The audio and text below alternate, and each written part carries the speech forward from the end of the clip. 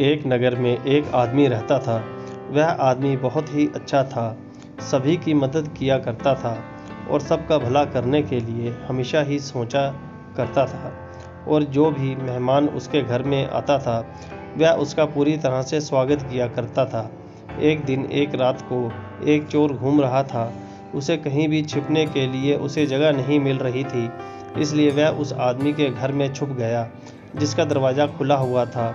ये वही आदमी था जो सबकी मदद किया करता था। चोर अंदर आया तो उस आदमी ने पूछा कि आप कौन हैं? तब उसने कहा कि मैं एक राहगीर हूँ और काफ़ी दिनों से मैं जगह की तलाश कर रहा हूँ, तो इसलिए मैं यहाँ आ गया। अगर आपके पास जगह हो तो क्या मैं यहाँ पे रुक कर सकता हूँ? उस आदमी ने कहा कि यह तो बहुत अच्छी बात है, आप मेहमान के तौर पे यहाँ पर आए हैं।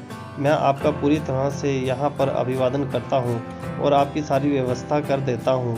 फिर उस आदमी ने उसे कहा कि तुम नहा धोकर तैयार हो जाओ, मैं तुम्हारे खाने के लिए खाना लेकर आता हूँ और सोने की भी व्यवस्था कर देता हूँ।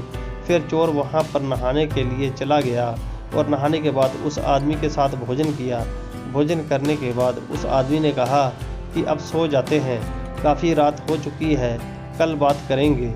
तो दोनों सो गए और रात को चोर के मन में फिर चोरी करने की इच्छा हुई और उसके घर में कुछ सामान चोरी कर लिया और चोरी करके वहाँ से निकल गया। जब उस भले व्यक्ति को सुबह गांव वालों ने उदासी का कारण पूछा तो उसने कहा कि रात मेरे एक पुराने मित्र मुझसे मिलने आए थे, किसी कारण उन्हें जाना पड़ा, जिस वजह से मैं उनकी सेवा नहीं कर पाया, इसलिए उदास हूँ। इस बात को जब चोर ने सुना तो उसके मन में दया की भावना आ गई।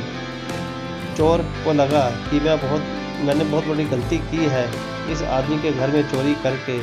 चोर चोरी का सामान उस व्यक्ति के घर में वापस रखकर जैसे ही बाहर आया, कोतवाल ने उसे पकड़ लिया और अपने साथ ले गया और पूछा कि ये सामान किसका है। फिर उस आदमी को बुलाया गया जिसके घर पर वह ठहरा था।